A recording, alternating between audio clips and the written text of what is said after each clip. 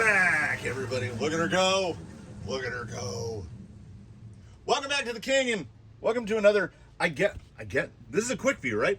Yeah, okay. This is a quick view. Center frame, line it up. Susan, help me out. Finally. It has happened to me. Stealth XF. Excited? Yes.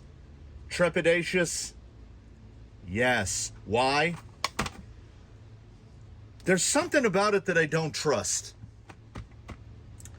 And here's why. Because they sold it to us assembled. Stealth X. So the Stealth X is currently about the cheapness, relative cheapness, under $10 difference between the two. I consider this to be a far better gearbox than this one. This is an excellent gearbox, and I love that they carried the parts compatibility. The main gears and the gears that drive those, they carry over. It's great. The drawback of the XF that comes, the RTR version of the XF, the drawback to that is that it has no overdrive, so you have to buy all the gears for it. So by the time you build up the XF that is in baseline, which started as the SEXF, you're looking at like $125 gearbox, because you got to buy all the stuff to put in it. So they're selling us this guy, which now has factory tuned ball bearings, Stealth XF outdrives, factory team slipper lockouts, and 18% overdrive. But no other options. So you have 18, and we're gonna find out in relatively short order. Not here. This is a forensic look at this. I don't have the only thing that I could do is put it into baseline, swap his out, and put this in to see what 18% feels like compared to 12. But we can do that in a more direct side-by-side comparison in the future. What I want to see is, as it comes fully assembled, what are they giving us and what are they not giving us? Okay, so here's the mounting hardware to mount it to the chassis. Here's, I don't even know, like a bunch of 10s. Oh, the rest. It has duplicate this hardware, it appears. No dedicated motor mounting screws unless they want you to use some of these 10s. So you will have to source that yourself. I also, in general, I detest the... I've replaced all the hardware on mine to black oxide just because I so much don't like the look of the mix. Either go all zinc plated, stainless or zinc, I'll tell you right now. Zinc. Because it sticks to a magnet with authority. Pull off the motor cover, and we get to our first primary difference between the SEXF and the XF that you buy. Now, wow, that hasn't been put in and taken out like 100 times like mine have. No shortage of grease. Many times when you buy a pre-assembled gearbox, there's not going to be any grease on it. This one has definitely got grease. There are bearings, but I will show you the difference between what you get in an SE. Metal, intermediate gear, plastic, intermediate gear. Here is the spur from the SE, and you will notice it's a slightly different color. We've also gone to plastic on the spur. So we're gonna have to keep going. We have to see how deep this well goes. Now, I am not opposed in certain applications. If you know what you're building, there's nothing explicitly bad about all plastic gears in your gearbox. We've just kind of gotten accustomed to all metal. So this leads me to believe that the gear So these are the main gears, but they've gone away from this nylon, very nylon-y nylon color, to this white plastic, whatever grade of plastic that might be. So the intermediate gears, I'm seeing if I can isolate them with my fingers. Like, see, the top shaft gear on these are one piece and they're metal. And the intermediate gears, these guys are metal. And I mean, we can see right there, they certainly appear to be plastic. Do those look like bearings to you? That's why we got to get inside this thing. I don't think it mentions full bearings. It just says factory team ball bearings 10 by 15 by 4, which are the output bearings. So at the output ends, they might have not gone full. There's bearings in here though. So we've got bearings there. If you're unfamiliar, the XF and the SE is all bushings. There are 4 bearings in that truck.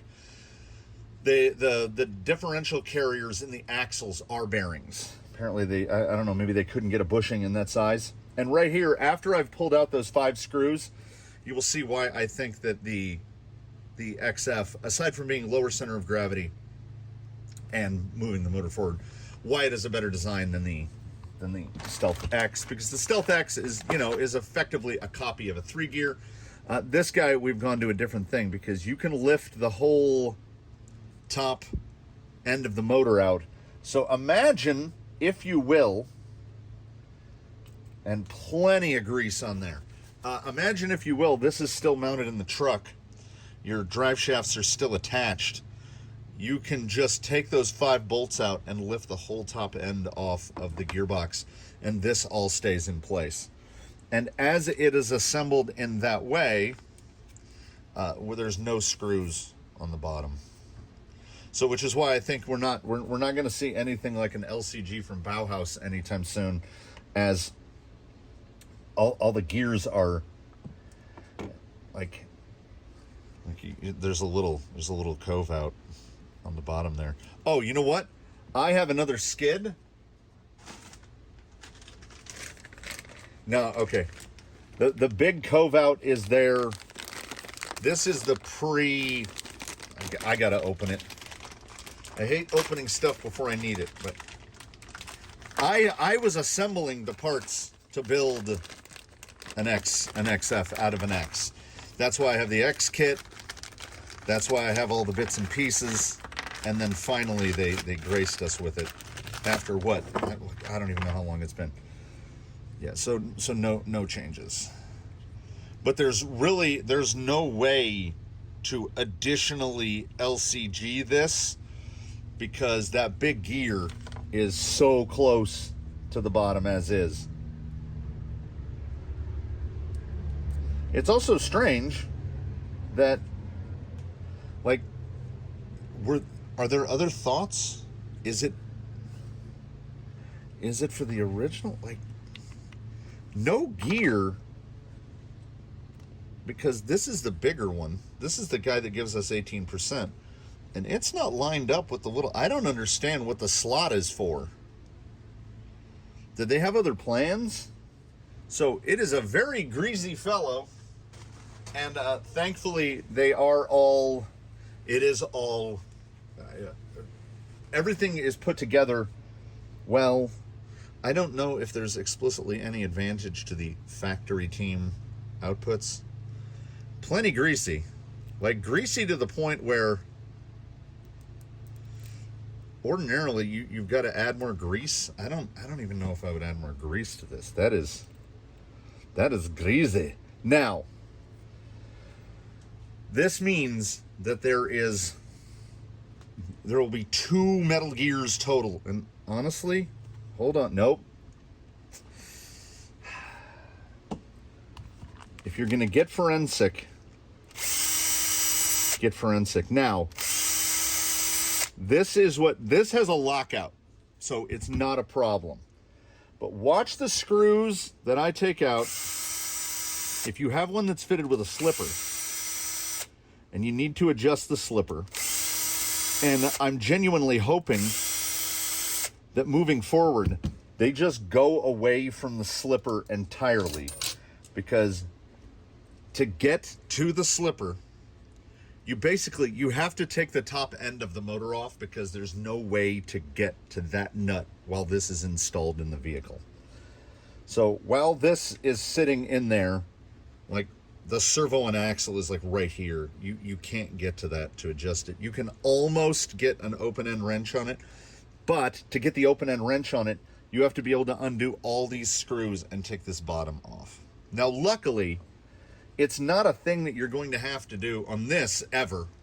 Like those are factory team lockouts, which I replicate a factory team lockout by just tightening this nut down all the way. Well, there's grease out there too. So we've only got, so far as I can tell, we've got one metal gear, and that metal gear would be the pinion. We might as well go all the way, and then I can swap all of these zinc screws out for black oxide just so it looks nicer.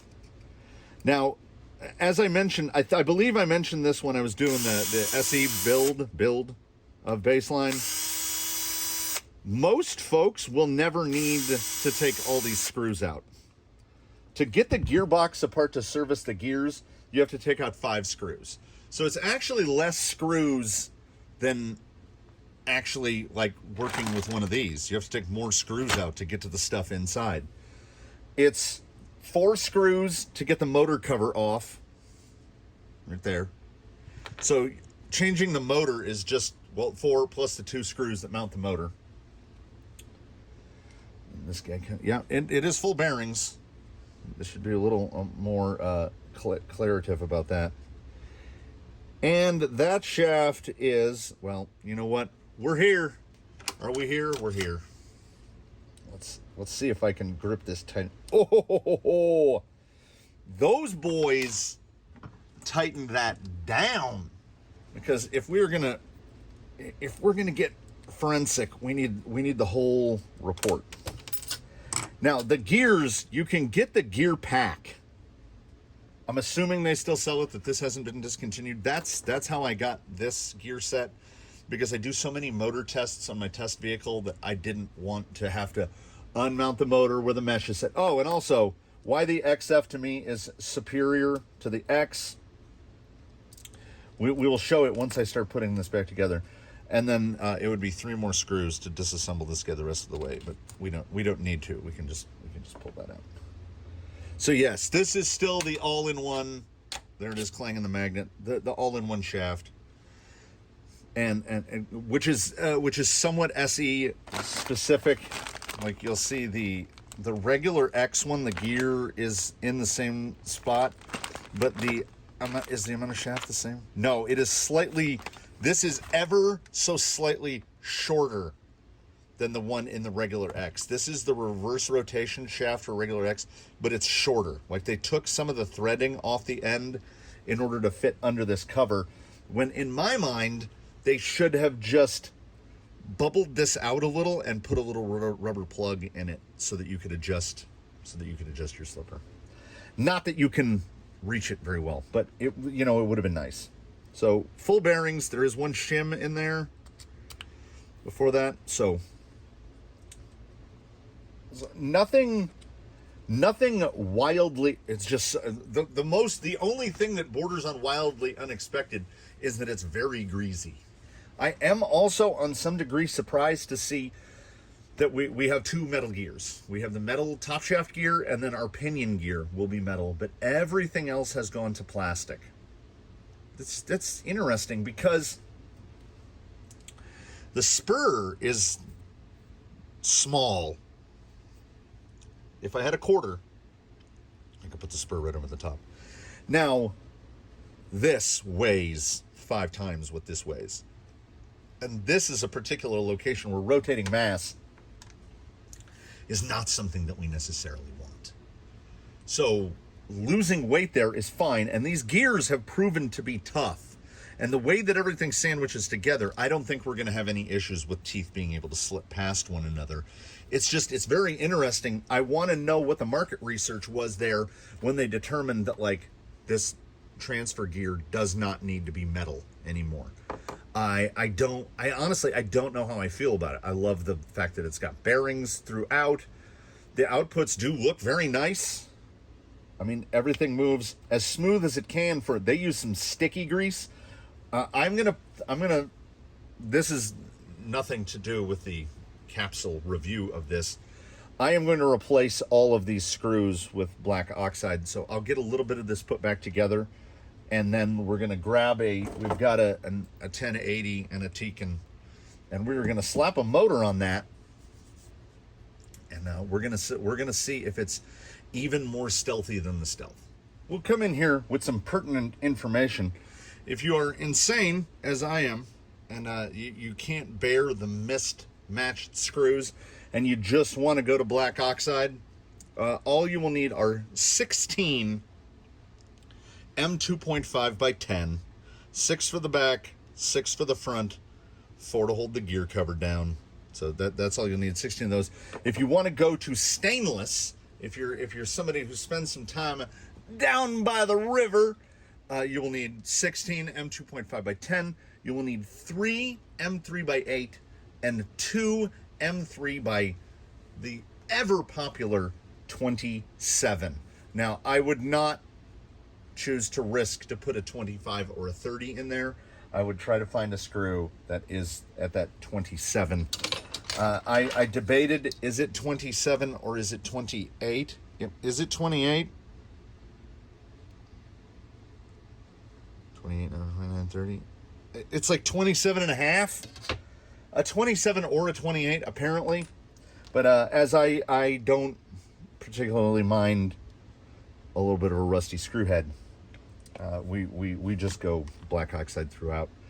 There's really no way to mess it up during assembly. The 8s will only fit in the back because the two 27s go in the front, and they go all the way. They go through this massive section right there. So if you try to drop an 8 in the front, it's not going to bolt anything together. I mean, they drop in that far. Now it does go. It comes. Oh yeah. Okay, there we go. You'll know. You've got what? You might be able to get a 30 in there, but you would know because that one drops right out into where the pocket for the rod end for the suspension is. Does this one as well? No, this one just kind of goes into its own place. So if you put a screw in there that's too long, you're going to get that little telltale little white pimple of plastic as the screw is trying to knock its way through. It's easy assembly, disassembly. And here's why I love the XF as much as I do. Aside from the whole motor forward thing, we set our pinion mesh in our hands. So use your imagination, and the gearbox, that whole thing is mounted in your rig, and it's sitting somewhere over on your workspace. And we get a couple of I opt for M3 by 8s, which that might be what's in there. There might be 2 8s in there. I don't know what all the extra ones are for, what all the 10s are for. Oh, it's to bolt it to the chassis. That's what it's for. I mean, I appreciate it, but at the same time, it's a little strange that we have the mounting hardware. Of course, they're not going to give us any sort of instructions. It's just going to come pre-assembled. Setting the gear mesh for this with how much grease is on there, that's a little tricky. It's a little tight. There we go. Take those down. So you set your gear mesh in your hand, and then you can, yep, perfect. Then it just drops into the little channel, goes in like that, makes it very front heavy. We slap the gear cover over the top. It is, to me, like, we have only a few examples of gearboxes designed for this purpose. Like, we can acknowledge that pretty much every 3-gear is just an evolution of some 3-gear that has existed in the past, going all the way back to Like, I don't know. So who did the 3-gear first? Here's the grand argument of RC. Who did the 3-gear first? Did Kyosho do it? Did Cox do it? Like, what was the original 3-gear Stealth, which replaced the 7-gear Stealth? Was that the defining thing? I mean, we're up to now to where this thing has got 1, 2, 3, 4, 5, 6, 7. We're back to a 7-gear. This thing's got 7 gears in it. And that's if we count the hat gear as 1 gear. It just looks so much nicer with uniform hardware. That's the way it should look. I don't like zinc. I don't like zinc plated. I just don't like it. I don't like it. I almost forgot that we're gonna have to calibrate this to get it to sort of work. And this radio, oh man, this radio doesn't have updated firmware yet. It's still running RC4GS, so I can't do cruise control tricks. I can do throttle trim. We can do throttle trim. We'll do it that way.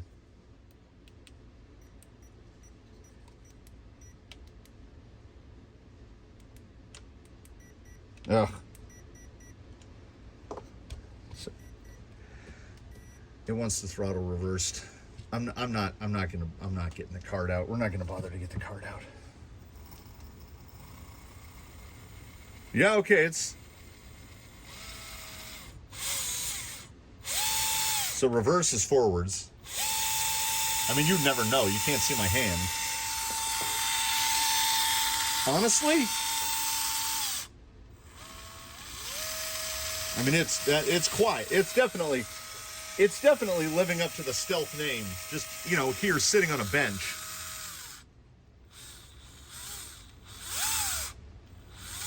And a brush motor is going to be a little bit louder. But I will say, I believe that we could have, like, it's got a little rumble to it.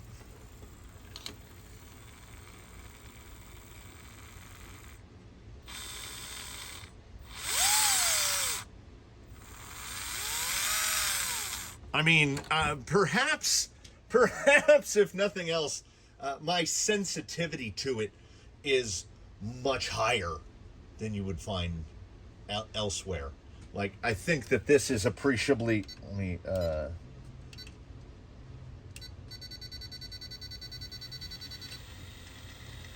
I mean, it's not like, we don't have a clanker here.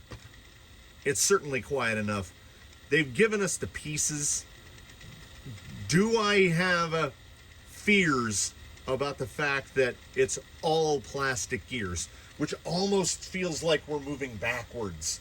This is the opposite of a TRX4 gearbox, which has 1 plastic gear, the spur gear.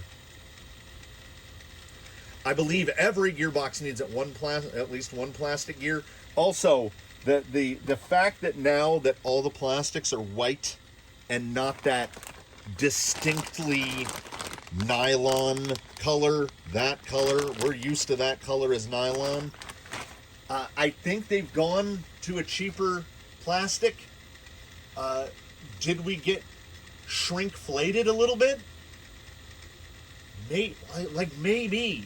Like, you can claim the factory team lockouts and the factory team carriers and stuff, but I don't think that those gear carriers are specifically doing anything that the old ones didn't.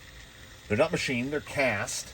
I mean, they do look nice. I like how what they've done is on the one in here, which I do not want to open because I'll lose the bits. Okay, try to look through the plastic as best you can. See that thickness that I'm squeezing? The one out drive has that big thick one, and then the other out drive you see just has that little wafer, right? Because the gears are off to one side. So what they've done now is the one is just a little wafer, and then the other one, they've taken all that extra material out. So we have a lot less rotating mass in here. Like a quantity sufficient enough as to be significant.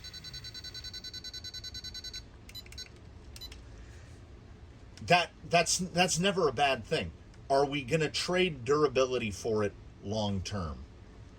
I don't think so. I think the main output gears are overly beefy. That's a plentifully sized gear. I don't think we're going to have a problem with that. There's a lot of material underneath. Like the ribs here, are they making it stronger, or are they just making it lighter? Or are they doing both? That's tough to say. The 18% overdrive is something that we will be testing soon in practice. This gearbox is intended for a rig rebuild, which will be coming up soon. But I still stand on no regrets on buying the gearbox. I think we'll be fine. I am anxious to see how it's going to be on a Fusion, on something brushless, because the T35 it's a little tired. It's been around a while. That motor has moved rig to rig to rig. We can still get a nice, like, watch that output. Watch the output when I have it closer. That's about as low as the Tekin will go. And I can feel in my hand, and I can see the spin down there. Like, this is appreciably slow.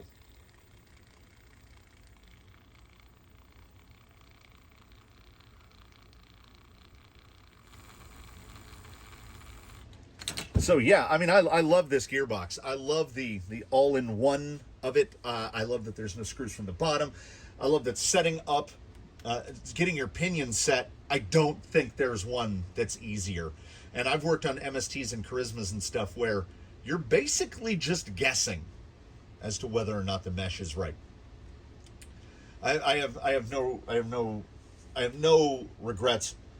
The complaints would be, well, it isn't a complaint so much as it is a question, which is why did we lose metal gears? Now, I don't want to be more cynical than I already am, but you can buy optional factory team metal gears from Element/Associated. And I think maybe what has just happened to us is now, if you want the metal spur gear or the metal hat gear or the metal small gears or the metal big gears, I would say never do them all. Okay, if you're gonna do the metal, the intermediate, if you're gonna do the metal factory team gears, I don't know if they intend on doing a 55, but I would say metal ones for the main gears. Because then it goes metal, plastic, metal. Then this would be plastic to metal. See what I'm saying? You want to go metal, plastic, metal, plastic, metal, plastic, or metal on metal. I think we have too many gears here. The little guys, the little Top Chef gears are pretty much always plastic. You can buy metal ones. I don't think I would recommend that to anyone. I think this thing straight out of the package. I honestly. It's kind of okay that it comes pre-assembled because you don't really need to do anything. It's heavily greased. It's got bearings. There's nothing that needs to be serviced. If you have something like an Ecto or a Gatekeeper, you should be able to just drop this in. And it's going to lower your CG. It's going to move your weight forward. It's going to be smoother. Motor's got enough torque. We're slow turning Susan.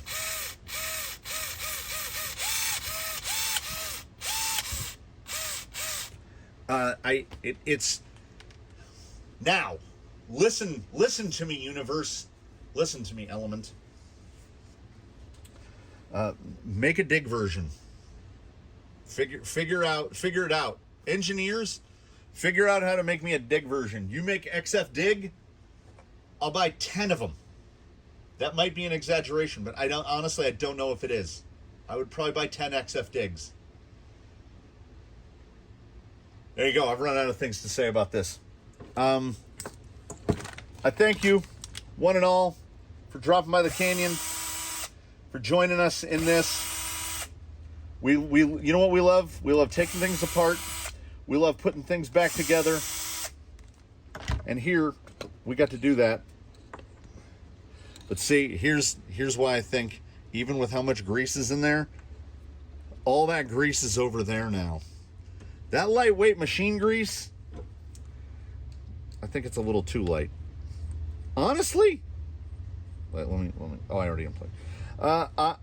I expected it to be even quieter, but for something that is brand new, no break-in, has not been attached to load, and many things unloaded are indeed going to be a little louder than when they are under load, because the gears, there has to be lash in every gear. It has to be able to move, right? We can't just press them tight against each other.